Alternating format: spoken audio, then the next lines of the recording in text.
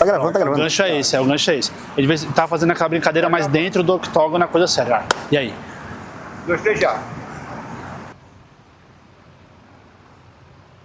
Ô, Eric, você conhece as regras, você tem que ficar atento aos meus comandos e defender quando estiver sendo atacado. Sim. Você não pode deixar a luta como está. Você tem que ser guerreiro e enfrentar o seu oponente de igual para igual. Sim. Você tá pronto? Sim. Você vai seguir na luta? Sim. Tem certeza? Sim. Eu acho que sim.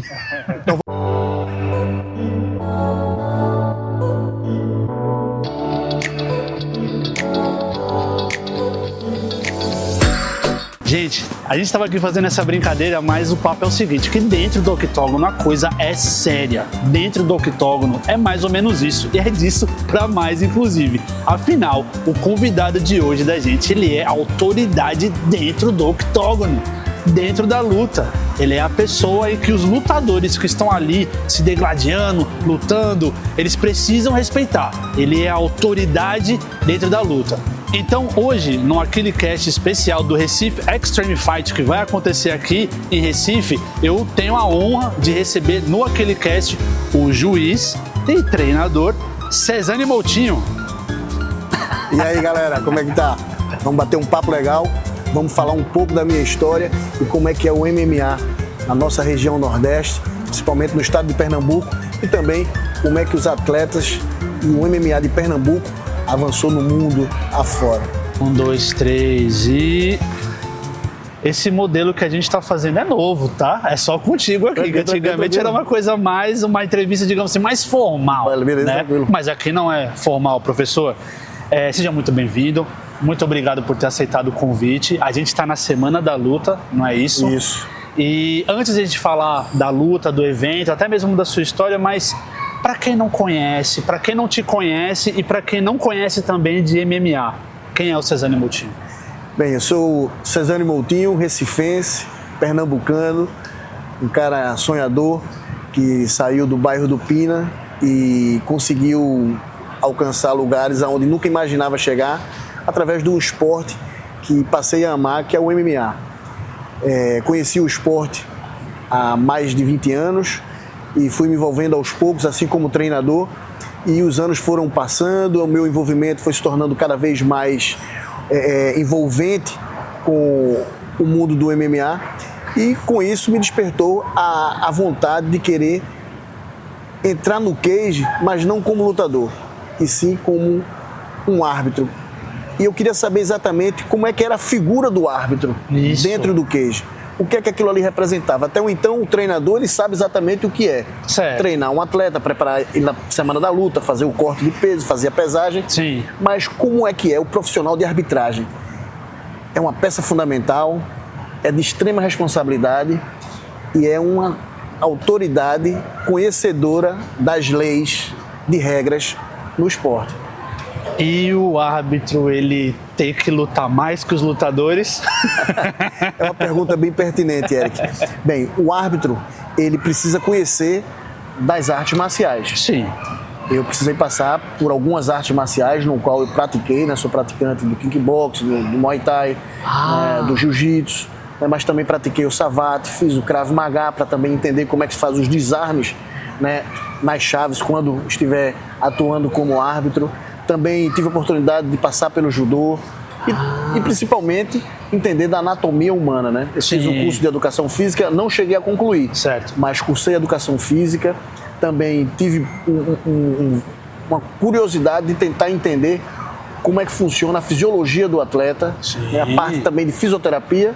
Com isso, eu também fiz um curso de primeiros socorros para poder fazer uma atuação mais enérgica e também eficaz antes que o socorrista possa entrar, porque no momento da luta, no calor daquele momento ali, você sabe que... O primeiro socorro é o seu. É o meu, eu tenho que estar... O bom árbitro, eu falo geralmente o seguinte, né?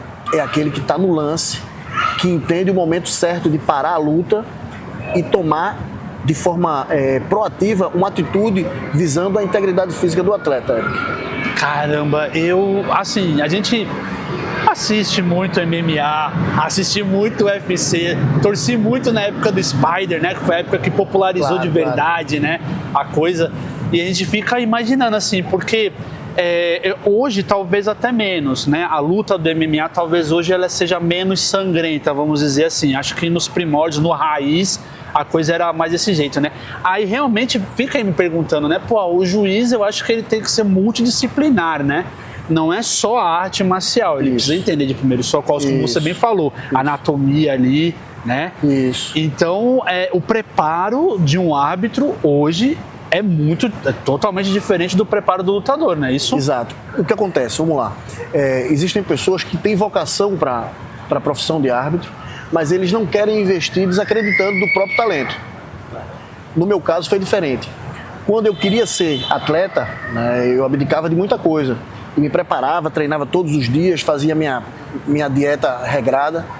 Mas quando eu passei a entender que não era aquilo que me trazia, né, a sensação de bem-estar e o que eu queria de verdade, e quando eu encontrei na figura do árbitro uma razão para estar envolvido com o esporte, foi quando eu parei para entender que eu preciso também fazer minha preparação. E muitos não sabem, mas quando eu estou me preparando para um evento, exemplo, o RXF, né? 15 dias atrás, eu iniciei a minha dieta. Então eu passo a ter uma dieta regrada, onde eu também faço a minha parte de cardio, né? Eu procuro correr, fazer exercícios físicos para que eu tenha uma boa mobilidade ali dentro do cage, e também eu procuro assistir lutas minhas e lutas de outros árbitros. Legal. E quando eu assisto uma luta, diga-se de passagem, é engraçado porque a gente não vê a ação do momento ali, os atletas se degladiando.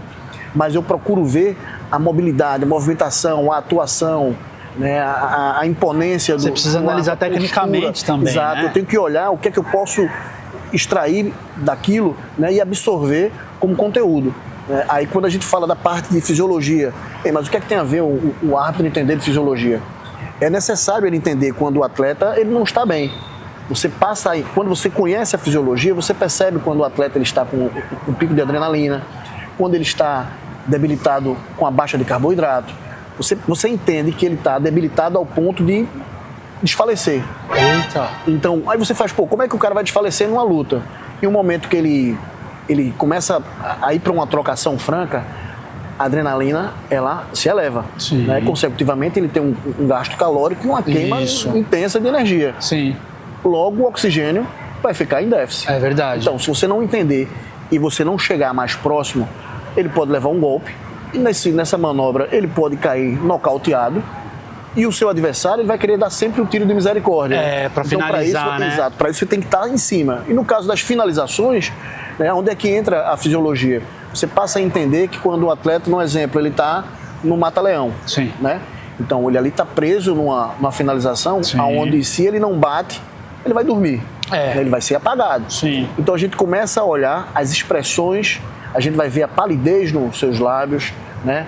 A vermelhidão nos olhos, né? Tem alguns sinais específicos, né? Exatamente. E aí onde é que a fisiologia ela é interessante. A gente consegue entender quando o atleta vai para uma pesagem e ele faz um corte errado e não consegue mais perder peso, e a gente tenta fazer um consenso ali entre os treinadores e atletas para que a luta não venha a cair.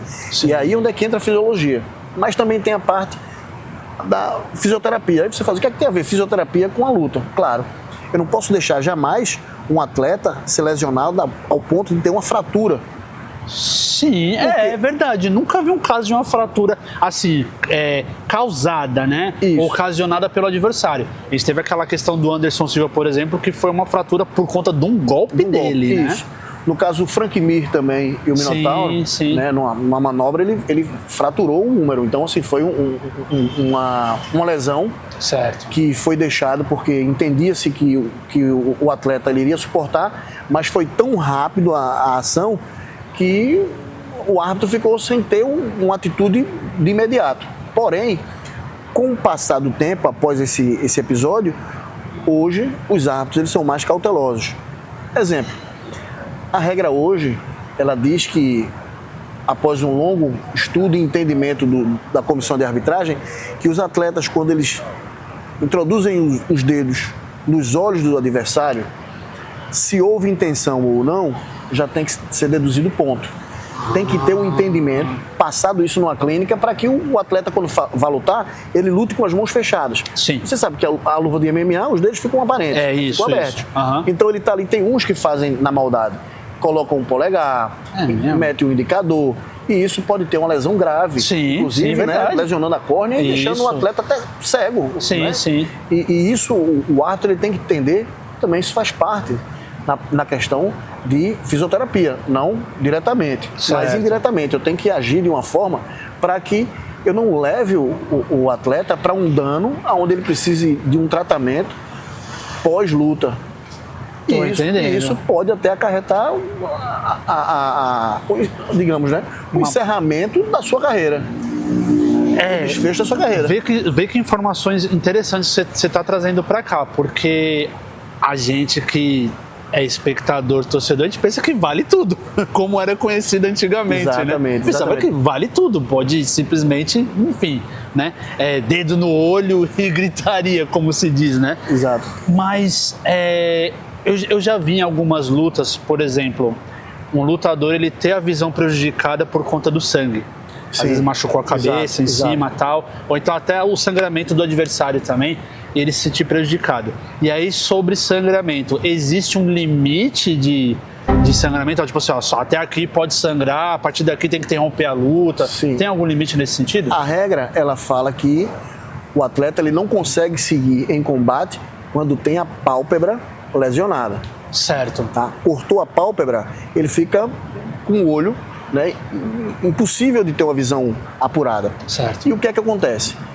Se é pedido um tempo, o atleta ele tem 5 minutos para ser atendido, certo. Se chama o médico, sim. O médico ele entra no cage, vai fazer toda uma avaliação e a partir do momento em que ele avalia, ele vai dar o veredito, se o atleta segue na luta ou não. Muitas vezes a gente vê em combates o atleta lavado de sangue porque levou golpes no crânio, golpes no supercílio. Supercílio, né? Isso. E assim, e o atleta está em plena condição de luta. Mesmo mas todo ensanguentado. Mas o telespectador, o público presente, ele acha que o cara já chegou ali detonado, né? Um pezinho da cova, né? Quase morrendo. Né? Mas aí onde é que entra o entendimento do árbitro central. Sim. Ou ele deixa a luta correr, espera o melhor momento para que se possa pedir tempo, visando sempre a integridade física do atleta, que diga-se de passagem, que é super importante esse detalhe a gente trazer à tona. E logo em seguida, o médico vai dizer se a luta segue ou não. Detalhe, só 2 pessoas podem dar o combate por encerrado. Ah, é? É o árbitro central, sim. O médico presente no evento. Ah, um médico? Isso. E aqueles árbitros que ficam... Quem é que dá ponto, no final das contas? Quem é que dá ponto? Vamos lá, uma pergunta bem pertinente. Como é que funciona a questão da arbitragem e do júri? Existe uma comissão. É necessário uma comissão. Alguns eventos, eles querendo enxugar os custos, eles ficam chamando alguns amigos, treinadores, faixas pretas, para ocupar a posição de juiz. Aí onde é que mora o perigo. Por quê? Um treinador de jiu-jitsu, ele nunca vai entender uma luta de Muay Thai. Ele pode até ter uma breve, né, leitura, mas entender como é que funciona a contundência, como é que a desenvoltura de uma luta de Muay Thai e assim sucessivamente. Um treinador de Muay Thai, ele nunca vai entender o que é uma desenvoltura numa luta no solo, por exemplo. O que é uma projeção de queda, como é uma desenvoltura quando o atleta se é projetado ao chão, ao tatame. Então, é necessário que tenha uma comissão séria. Nós temos aqui no Nordeste, no Norte e Nordeste, uma comissão no qual eu sou presidente, né, que é a CANE, que é a Comissão de Árbitros do Norte e Nordeste. Boa. Onde nós treinamos e capacitamos profissionais, formamos esses profissionais para atuarem nas suas regiões, estados e cidades, e a gente vem fazendo um trabalho bem interessante, porque nós temos um grupo fechado, onde participamos de reuniões, estamos sempre debatendo sobre as lutas, o que acontece nos eventos. Diga-se de passagem, nós não só temos o UFC como referência. Sim, sim. O UFC é o auge, digamos, é o ápice na carreira de um atleta. Sim. Mas temos grandes eventos aí ao redor do mundo que também trazem um vasto conhecimento para a gente. E diga-se de passagem, o melhor evento para se aprender são os pequenos e médios eventos. Posso imaginar. Que é aí onde é que a gente vê as verdadeiras falhas na realidade, como elas são. Sim. Porque assim, é como aquela frase, né? Ser bom no bom é muito fácil. É muito fácil. E ser bom no ruim? Você extrair... Pouca estrutura.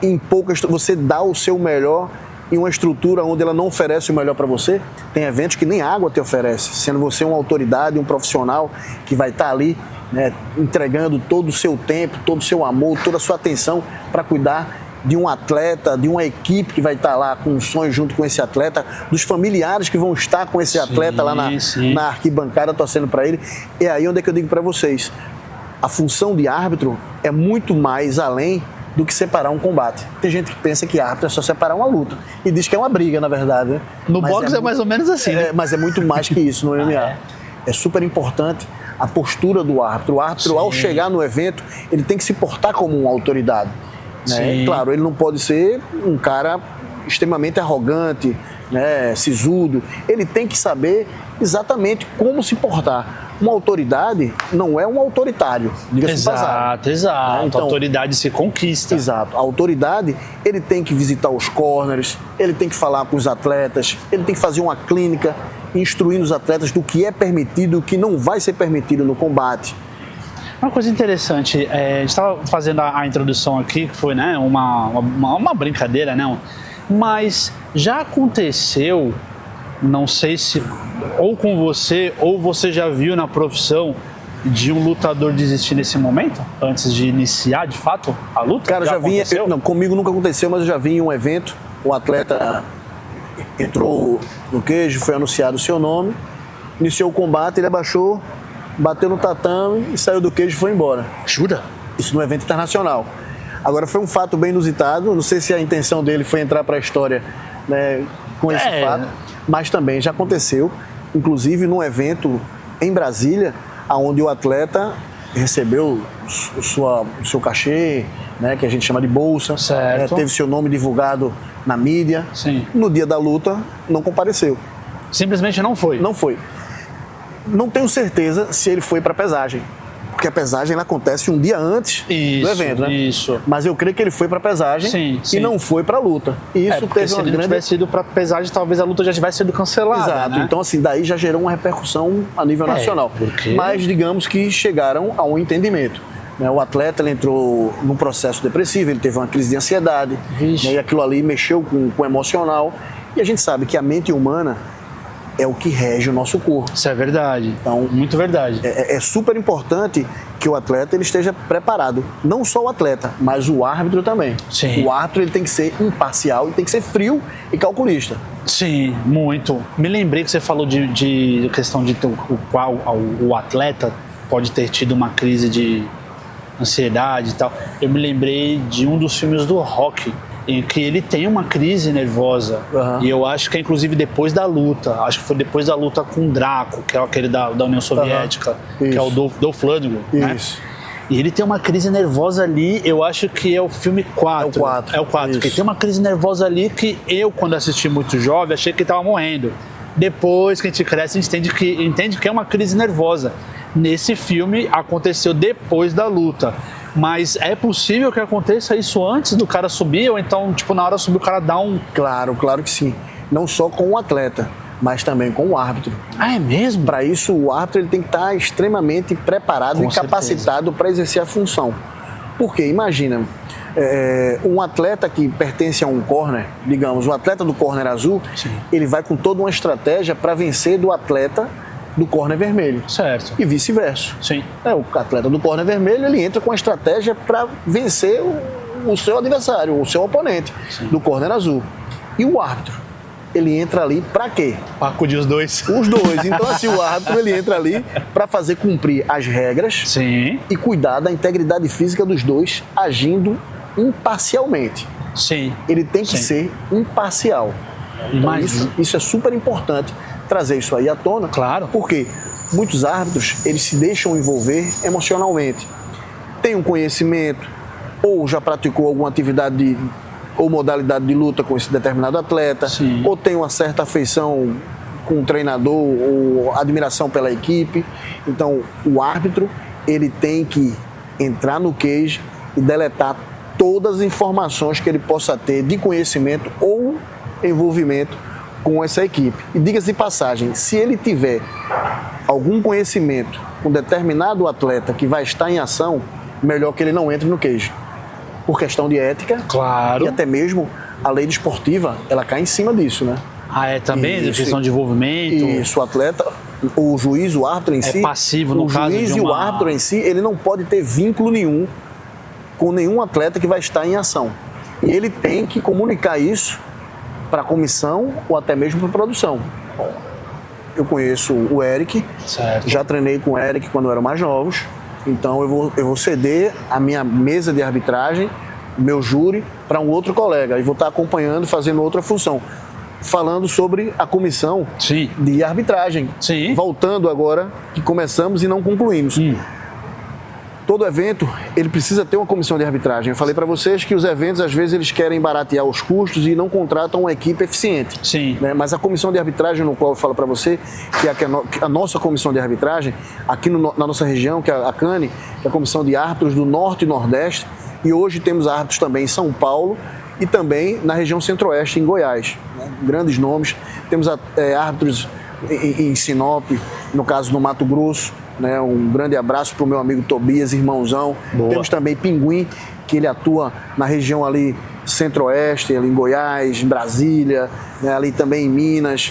Um cara que já trabalhou comigo no Jungle Fight em Aracaju.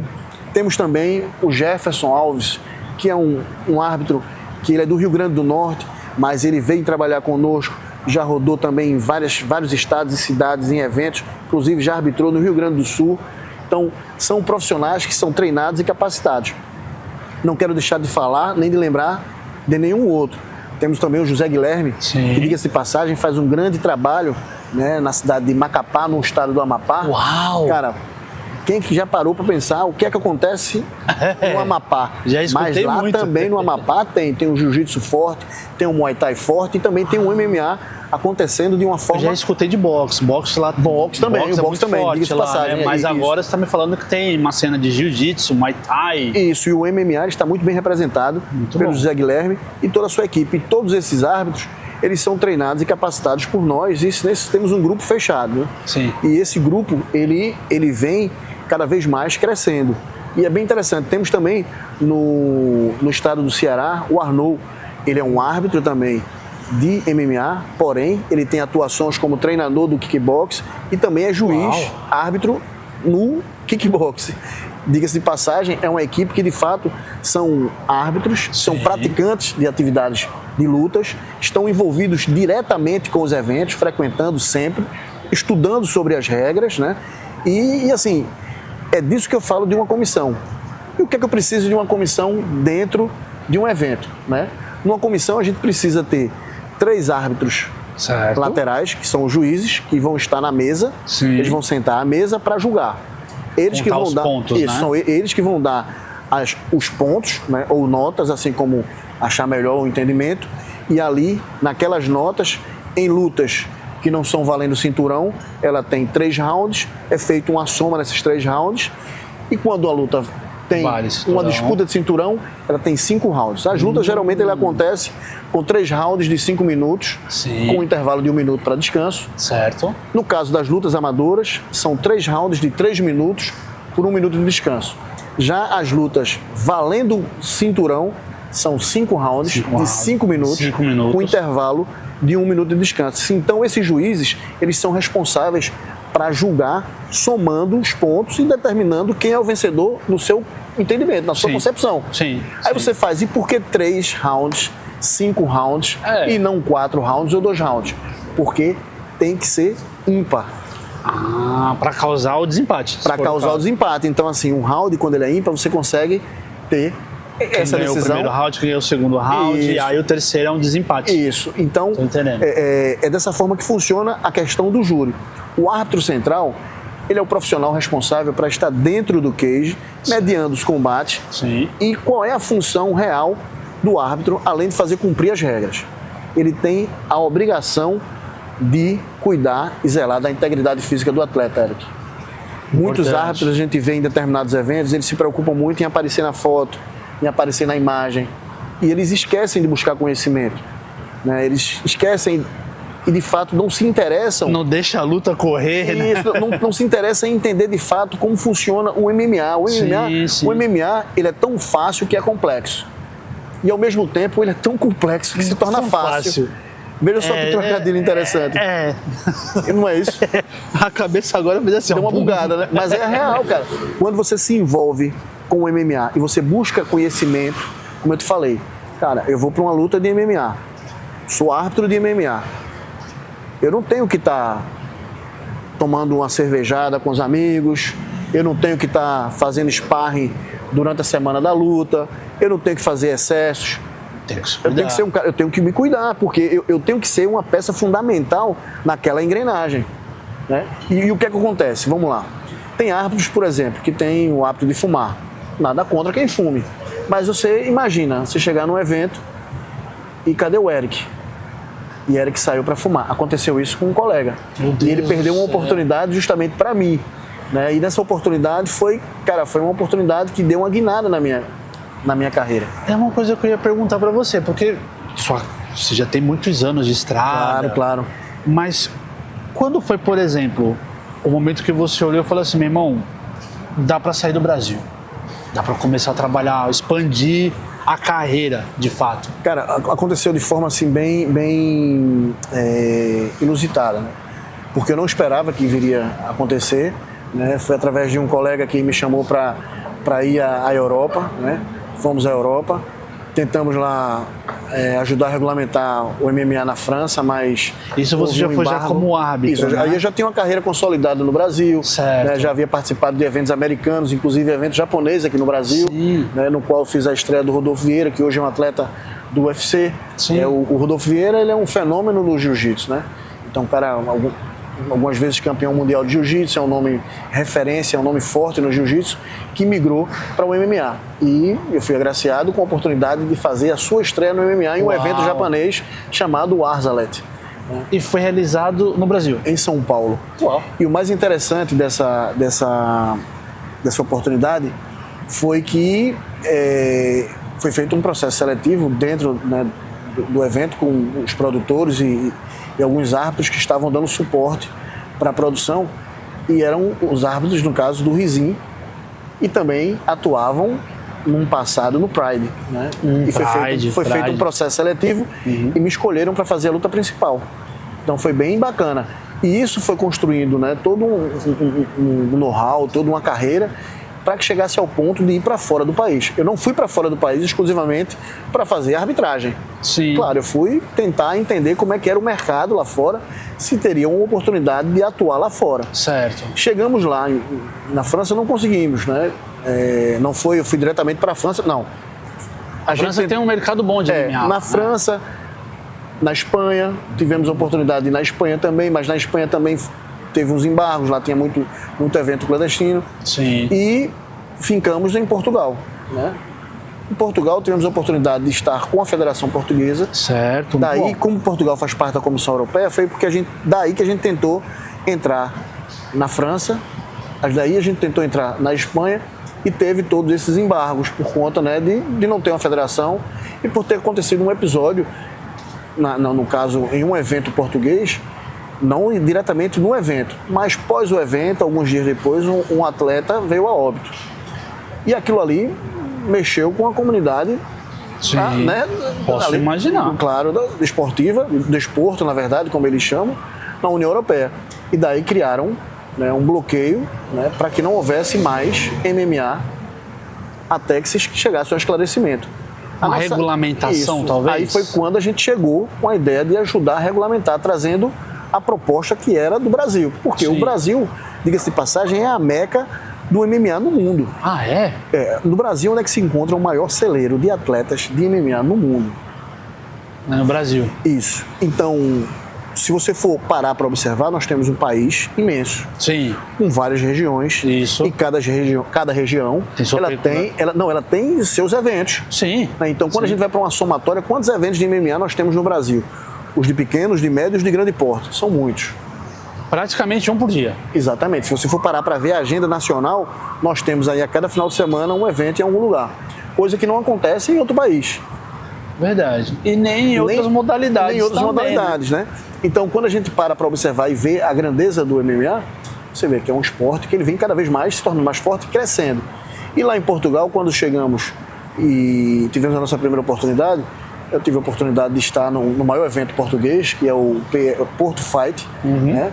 É o PFC, Porto Fight Championship, e é onde eu conheci o Sori, que é o CEO do evento, e ele me deu uma oportunidade, me convidou para fazer uma Esse arbitragem. Porto Fight é como se fosse uma liga também? O Porto Fight não é uma liga, mas é o maior evento português de MMA, que revela talentos, inclusive na altura, para o Bellator. O Bellator. O Bellator Bellator. Diga-se de passagem que o Bellator é o concorrente direto do UFC. Certo, E esse produtor, ele me deu uma oportunidade de estrear na Europa. Consecutivamente, ele viu nossa atuação, viu nosso envolvimento junto à Federação Portuguesa e fizemos uma parceria e um convite ao Samir Dadaf, que tem um evento nacional chamado Mr. Cage, que na época era um dos maiores eventos de MMA no Brasil. Mr. Cage, já ouvi falar desse já. É da região norte, né, do Amazonas, é um evento que revelou grandes nomes, e grandes nomes passaram por lá também, né, como o Ronaldo Jacaré, creio que o José Aldo também passou, o Alan Muguete também já passou por lá, né, e outros nomes. E convidamos para trazer o Mr. Cage para Portugal. E ele já estava com essa ideia, amadureceu e a gente conseguiu levar o maior evento na época de MMA do Brasil para Portugal. E fizemos, fizemos um Brasil contra o mundo lá. Uau. Nesse evento, quem lutou foi o Eric Berner, que está no UFC hoje, né, o Filipinho Alves também, o Felipe Alves, que tá também no UFC, né, e outros nomes que passaram pelo evento e foram para outros grandes eventos, né, aqui ao redor do mundo. A gente fica pensando assim, UFC. Para quem já é um pouco mais, digamos assim, inteirado, um pouquinho mais desenrolado, a gente já conhece um Bellator, um PFC, agora que estava passando na Bandeirantes também, STF, né? Tive a oportunidade de arbitrar lá também. Foi no STF, né? São organizações ali que são suas ligas, né? Cada uma tem a sua liga, aí tem a sua organização de chaveamento, né? Isso. E você entende de tudo isso, mas é uma curiosidade que me bateu aqui desde o começo, assim.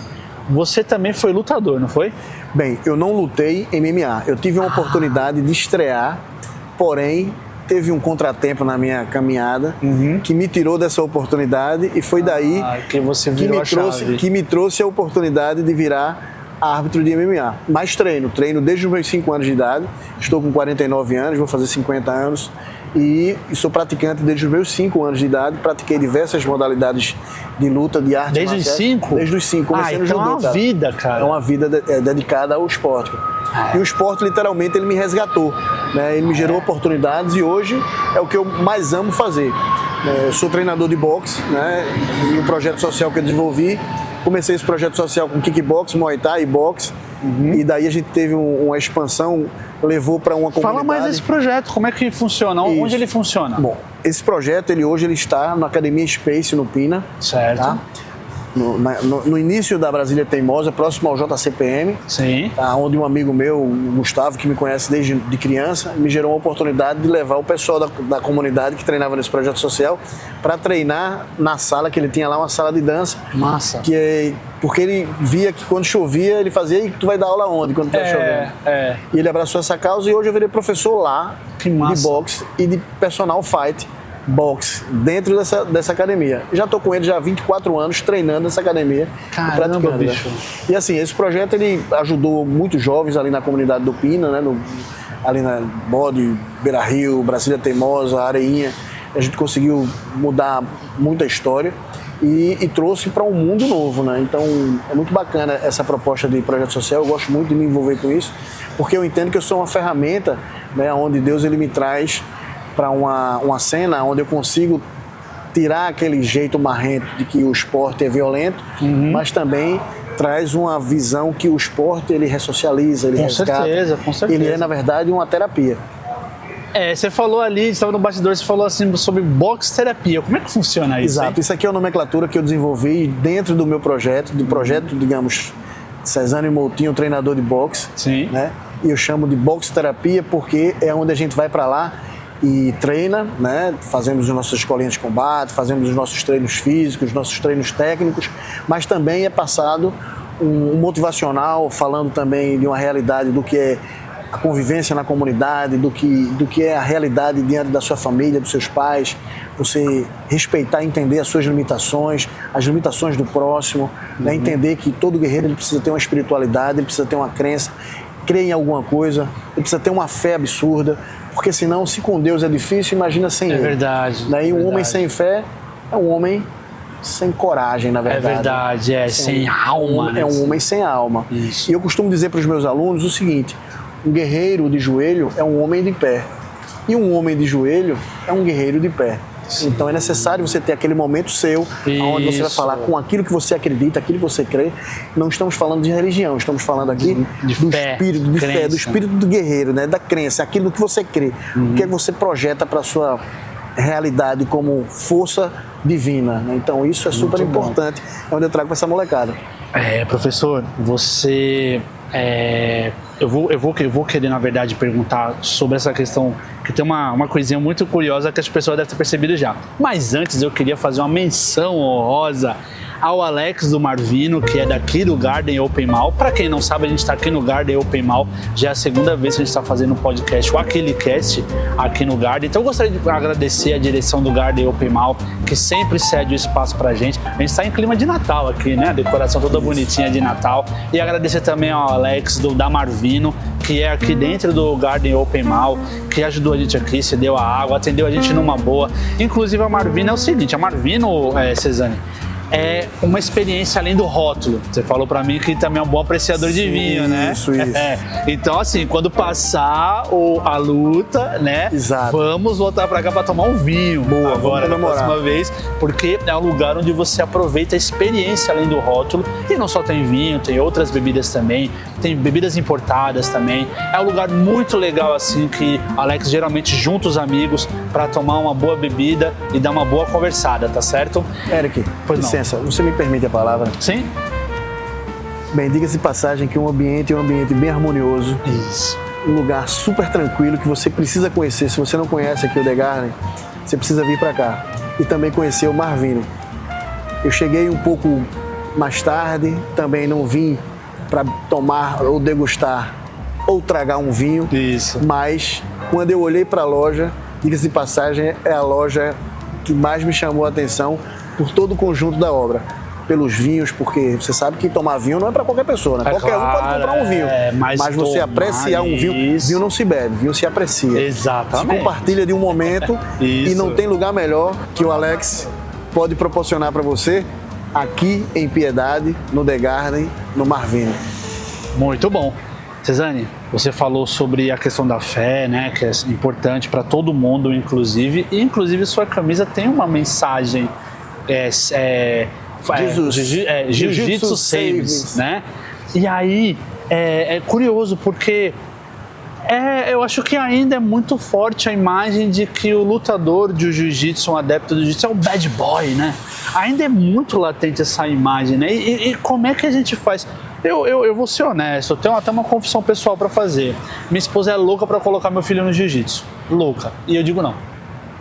Não, porque eu cresci década de 90 era a época dos bad boys, né? Sim. Inclusive a marca bad boy era associada ao jiu-jitsu, né?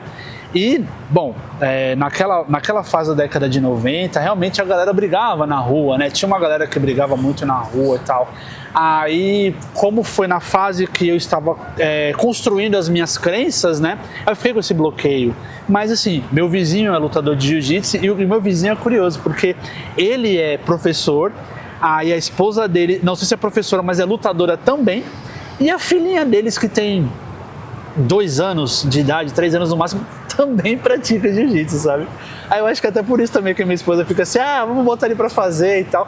E como é isso, Cezane? Como é que a gente consegue fazer com que a gente quebre esse tabu, esse paradigma, até mesmo um pré-conceito também em relação a isso? Claro. Toda essa história que você contou sobre os traumas que o esporte ele trouxe, né, principalmente o jiu-jitsu, né, que levou a maior fama, foi porque na década de 70, o início dos anos 80, houve um conflito entre a turma que praticava jiu-jitsu no Rio de Janeiro contra a turma que praticava luta livre. E também, por tabela, entrava o pessoal que estava desenvolvendo o boxe tailandês que estava entrando no Brasil, que logo virou o Muay Thai. Sim. Então, nesse período, foi justamente aonde eles queriam mostrar a sua hegemonia. Qual era o esporte de luta que era mais evidente. Né? Isso. Então, lembrando que na década de 80, o karatê, o judô, eram os esportes que a gente só ouvia falar de luta. Quando falava de luta, só entendia que existia o judô ou o karatê. Isso. Quando se falava em Kung Fu, era algo surreal, mas também tinha o Bruce Lee com toda aquela técnica. Verdade. Então a gente se limitava ao judô, ao karatê e ao Kung Fu. Isso. E daí o Hélio Gracie, através do Carlson Gracie também, né, o Marcos Ruas e outros nomes, aquela galera, o Rickson Gracie, eles trouxeram essa pegada do que o jiu-jitsu e a luta livre tem para oferecer como complexidade naquele momento ali insano da luta, como defesa pessoal e como esporte também de luta dentro de um ambiente competitivo. E o mais interessante é que o esporte ele foi evoluindo, ele foi tomando uma proporção maior e daí chegou ao MMA. E onde se criaram as regras voltadas para essa modalidade, que é a mistura das artes. O primórdio do MMA foi lá o Pride? Ou bem antes disso? Bem antes disso. Muita gente não sabe, mas existe uma arte chamada pancrácio, pancrase, que era da antiga Grécia, aonde os atletas que disputavam essa atividade de luta eram os escravos. Que eles lutavam para mostrar o seu conhecimento de luta, de sobrevivência, lutando contra animais. Porra! Desculpa! Eles lutavam contra tigres, contra leões. Caramba, aí vem por exemplo, lembrei agora do filme Gladiador. Isso, por aí? É daquela pegada. Então o que acontece? Depois que eles viram que os grandes nomes, você sabe que os escravos eram os soldados que iam de linha de frente numa guerra. Isso. Existiam a retaguarda, que eram os soldados, né, romanos, os gregos, e existia uma linha de frente. A linha de frente geralmente eram os escravos. Sim. E ali, diga-se de passagem, os escravos eram os melhores espadachins, eram os melhores guerreiros, eram os melhores combatentes. Sim. E o que eles faziam? Eles pegavam os seus reis, seus imperadores, eles escolhiam os seus melhores escravos e colocavam aonde? No Coliseu. E eles mostravam que esse atleta, ele era um cara temido porque ele conseguia matar um urso, conseguia matar um leão, conseguia matar um tigre, mas existiram as baixas. E eles entenderam que eu estou perdendo os meus melhores soldados para o reino animal. Então, o que foi que, acredito eu, eles chegaram a um consenso. Vamos agora colocar o teu melhor contra o meu melhor. Contra o meu melhor. E daí criou-se a primeira modalidade de luta de vale tudo, que é onde valia... aí eu imagino, né? O dedo no olho. O dedo no olho, o dedo na boca. Puxada de rasgada de boca. Isso. Arranca-dente. Isso. Então, é muito maior do que muita gente imagina. E trazendo para os tempos atuais, né, na década de 70, né, veio a ideia de trazer um evento onde buscasse qual era a melhor atividade de luta.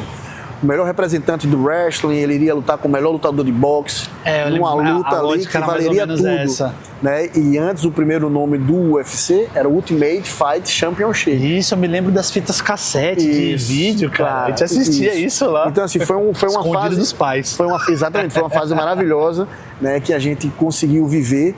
E a gente viu como tudo surgiu, né? Foi daí que saiu o Ryan ou Royce Gracie?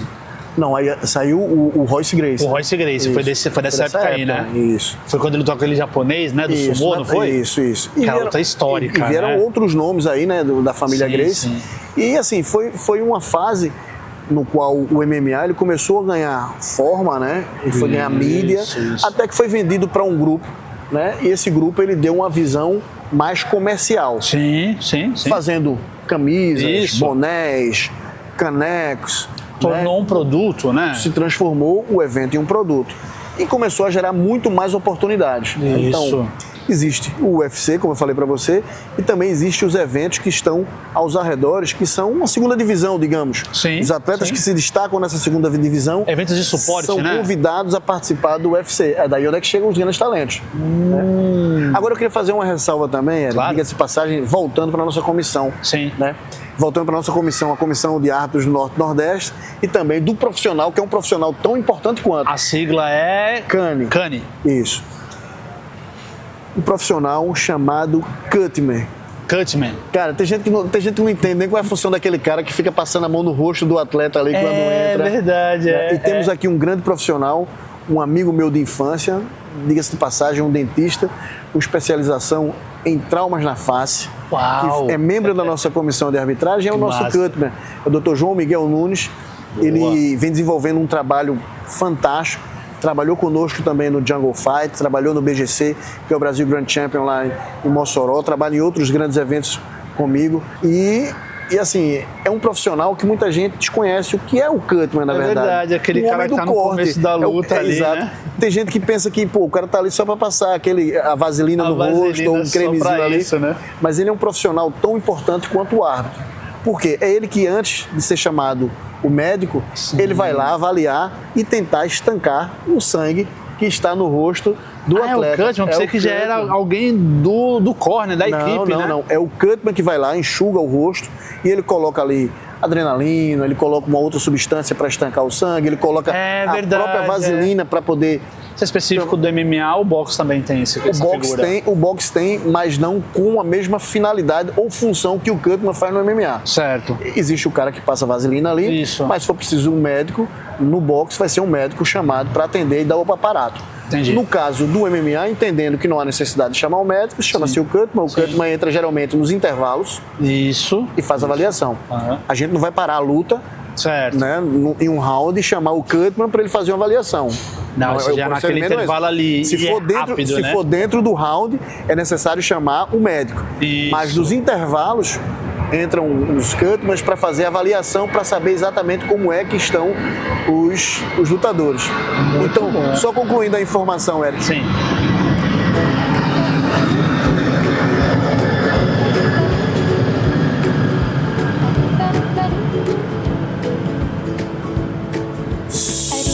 Concluindo a informação, Eric, sobre os profissionais que trabalham numa comissão, falamos dos juízes, Sim. falamos do árbitro, Sim.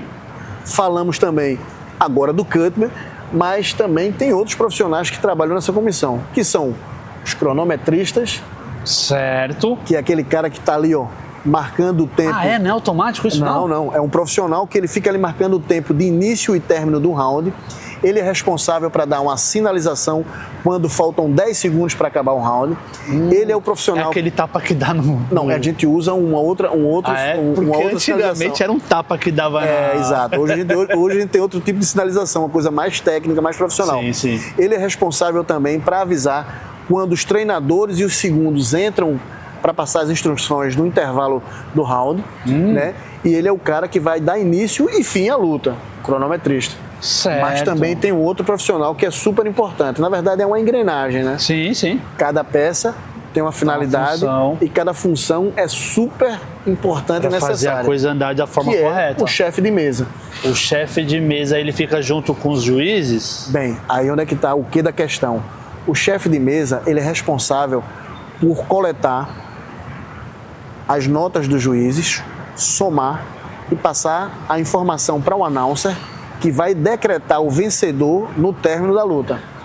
Outra, ele é responsável pelo relatório da luta para deixar escrito quem venceu a luta, qual o tempo que se encerrou a luta, que tipo de resultado teve essa luta, para que essas informações elas sejam passadas para os sites que chamamos, digamos, o DNA do MMA do evento. No caso, chamamos também da identidade do atleta. É onde é que vai o score do atleta, que tem toda a vida do atleta ali.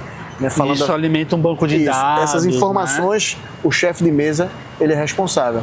Então, digamos, todas as peças são fundamentais. Outro detalhe também importante, falamos dos árbitros. Os árbitros, eles ficam lá dentro, atuando, mas quando estão em revezamento, um outro árbitro fica na porta do cage, fazendo a vistoria para ver se há alguma irregularidade. Sim, Como? certo. As unhas, elas estão aparadas? Certo. O atleta, ele está com um protetor genital? Sim. O protetor bucal, depois que é feita obrigatório o bucal também? É obrigatório. Isso é um EPI necessário. Certo. E daí é encaminhado para o octógono. Em algumas comissões, no caso a nossa comissão também tem, e quando o evento ele disponibiliza recursos para que a gente possa levar nossa equipe completa, nós temos também os delegados, que são os staffs. O que são os delegados? Os delegados são árbitros ou juízes que também fazem curso, eles fazem parte de todo o treinamento, que acompanham os atletas. Exemplo, o Eric, você vai lutar, você vai fazer o seu primeiro round. Estamos esperando o teu adversário, o delegado vai estar ao teu lado. Vai estar dentro do cage o announcer, o árbitro central, você e o delegado, aguardando o seu oponente com o outro delegado. Certo. E para que serve um delegado naquela ocasião ali? Em caso de uma necessidade, de uma intervenção. Isso. Para que se tenha ali ele enxerga um conflito, alguma coisa que precisa... que ele perceba que vai ter um conflito e após uma sinalização do árbitro, ele vai tomar uma medida segura e enérgica para desvencilhar e que não tenha uma luta antes de se iniciar o combate dado. Começa a fazer sentido aquela galera que fica dentro do octógono ali, antes ou até depois da luta, que às vezes ficava se perguntando, meu irmão, por que tanta gente fica ali e tal? E agora começa tudo a fazer sentido. Exato. A gente começa a entender como é que funciona a comissão e a função de cada pessoa que está tanto dentro quanto em volta, né? Exatamente. Então, só concluindo, uma comissão de arbitragem ela é composta pelo chefe de mesa, o cronometrista, os juízes laterais, o árbitro central e em nossa comissão também o cutman. Existem profissionais que trabalham, né, de forma independente, que trabalham exclusivamente para determinado evento, mas ele é um profissional liberal e faz a sua função de forma independente, sem ter vínculo com nenhuma instituição. No caso do João Miguel, ele é membro de nossa comissão. Então, assim, é bacana porque nós temos toda uma estrutura que nos dá suporte para atuar em qualquer nível de evento. Espetáculo. Pequeno porte, em médio porte ou até em grande porte. Grande porte, muito bom. E nota-se, não só da comissão que trabalha contigo, mas também você, uma bagagem muito grande dentro do MMA. Então, muito provavelmente você participou de todos os grandes eventos de MMA que tem aqui no Brasil, não é isso? Cara, assim, Deus ele me deu uma oportunidade, eu falo isso Deus porque Deus ele sempre Consegue esteve comigo. lembrar Ele quais sempre são esteve esses eventos? Cara, eu me lembro de vários, né? Quiçá todos. Tem uns que valem a pena, tem uns que valem a pena mencionar e outros nem tanto. Né? Mas aqui em Pernambuco, né, eu comecei a ganhar volume, digamos, a ganhar força, autoridade e notoriedade também no GFC. GFC. Um evento do saudoso, né, Evandro, que de uma forma trágica, né, perdeu sua vida em um acidente automotivo, mas era um cara que dava oportunidade a muitos atletas e ele revelou grandes nomes aqui no nosso estado. E também temos outros grandes eventos, né? Tem um evento que eu sou também um cara grato e muito apaixonado por ele, que se chama o NFC do meu irmão, meu amigo Gorka, que é do Rio Grande do Norte. Sim. E foi onde eu fiz aí a minha milésima luta. Né? Tem. Norte, né? Foi onde eu fiz minha milésima luta, né, nesse evento, então assim foi uma experiência. Tem mais de 1000 lutas no currículo? Na verdade eu tenho mais de 3.000 lutas já arbitradas. Né? Isso de pequenos, grandes, né, e médios eventos. Assim, Caramba, que experiência. Cara, foi bem rodado. Você falou agora sobre a questão de oportunidades, né? E você ajudou a criar a Legacy Fight Alliance, não é isso? Não, vamos lá. O Legacy, o LFA, quando ele veio para cá, para o Recife, eu tive uma oportunidade de dar um suporte para eles. Certo. Eu não fui membro da produção do Legacy. Não, do da LFA. Criação, no caso. Da criação, né? Também não, mas deixando isso bem claro. Sim. Me foi dada a oportunidade através de uma amizade que eu tenho com o responsável pelo evento, que é o Rafael Feijão. Sim. Ex-atleta da Strike Force, né, sparring de Anderson Silva, um cara também, um cara que tem um olhar clínico, que ele consegue identificar, né, um atleta aguerrido, um talento de longe. E quando eles vieram aqui para o Nordeste, a gente teve a oportunidade de dar todo o suporte para eles no que eles precisavam, né? Eu não fui um membro direto da produção, mas estive envolvido com a produção, não só no LFA, mas também no Chotô, quando eles vieram aqui para Recife.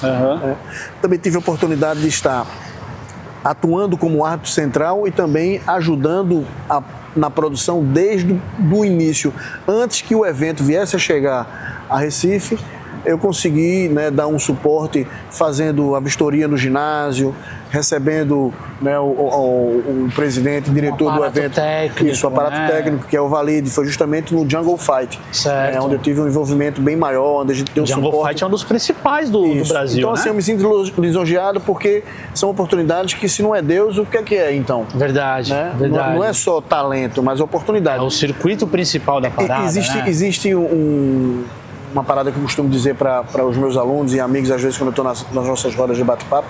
Existem dois tipos de pessoas, né? O que esperam a oportunidade e os que fazem a oportunidade acontecer. Muito bom. Eu acho que eu sou muito fazedor, imperativo, né?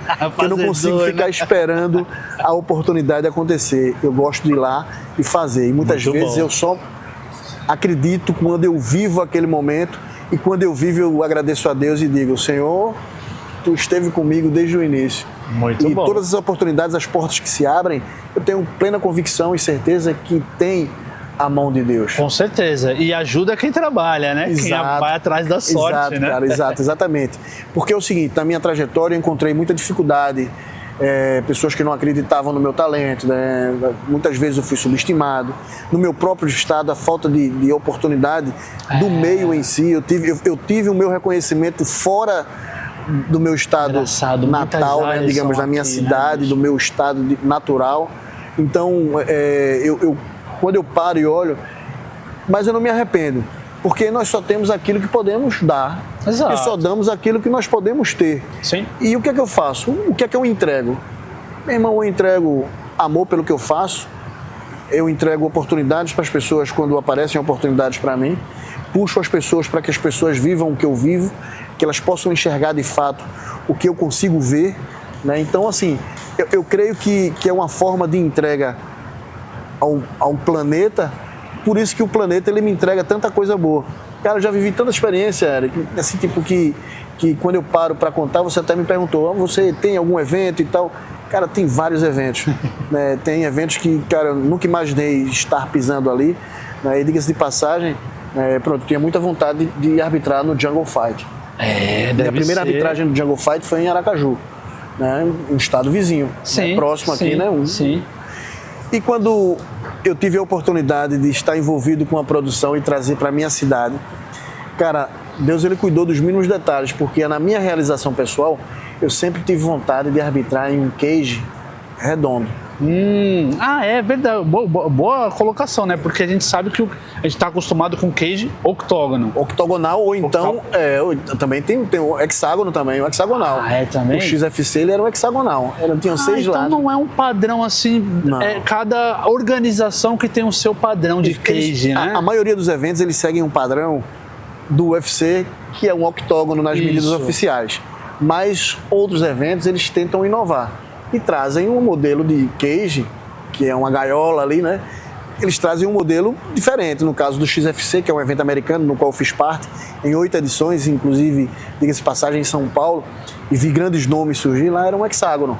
Caramba, eu não sabia E o dessa, Jungle, que era tudo... ele é um cage redondo. Cara, eu tinha muita vontade de arbitrar no cage redondo, porque o meu sonho, sendo bem sincero, não era nem arbitrar no UFC, cara, mas arbitrar no Bellator. Eu tinha tanta afeição pelo Bellator que queria estar envolvido com um cage redondo. E Deus me deu essa oportunidade de estar aqui no Jungle Fight. Professor, antes da gente encerrar, dá para perceber que o senhor tem muita bagagem, muita autoridade, conhecimento de fala, e eu sempre costumo dizer que eu aprendo muito aqui nas entrevistas, e hoje eu aprendi muito, eu descobri coisas que eu não imaginava que existisse. A gente saber como é que funciona de fato o MMA é muito bom. Então, muito obrigado pelo convite, por ter aceitado, na verdade, o convite. Por que eu falei isso? Porque já tem um convite para a gente bater um novo papo, depois da luta, saber mais da sua história, sim. mais dos seus trabalhos, tá certo? Vamos. Mas assim, cara, muito obrigado mesmo, e te encontro novamente aqui na Cast. Talvez se tivéssemos 365 episódios, não daria tempo suficiente de contar o que eu tenho de histórias para contar para vocês. Tá? Então vai ser uma série. É isso. Outra coisa, eu me preparo para a luta. E vocês estão prontos? Então vamos para a luta. Boa, galera. Fiquem ligados aqui no AqueleCast. Muito obrigado. Se inscrevam no canal, tá certo? Segue a gente nas redes sociais. Segue o Cezanne Moutinho nas redes sociais, tá certo? Muito obrigado e até a próxima. Valeu!